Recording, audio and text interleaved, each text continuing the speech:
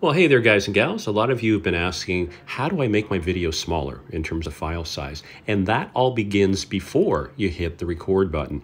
Now, I'm using my iPhone. This will be very similar on Androids, but what we need to do is find the camera function. And let's go into settings. So again, this is my iPhone. I'll tap on the settings icon. And let's scroll down. And what I'm looking for is the little tab. Right there, it says camera. So I'll tap on camera. And the first thing we'll see is, well, second thing actually, grid. Make sure that you have grid selected, and I'll explain more about that in a moment. Now, in terms of file size, record video, fourth line down, let's tap on that. And I've got it set for 1080p HD at 30 frames per second. That's the ideal setting for shooting video. Now, 60 frames per second, it's going to be a better quality, but as you increase the frames per second, the file size is going to increase as well. And same with 4K.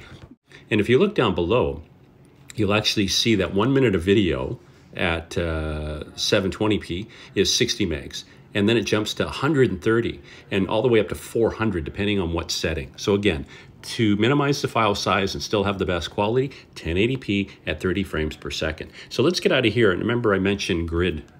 What grid does, let me open up my camera. Notice the lines there. Now, if I turn this, I don't know if I can do this while I'm shooting. There we go. If I turn this horizontally, you'll see the grid lines.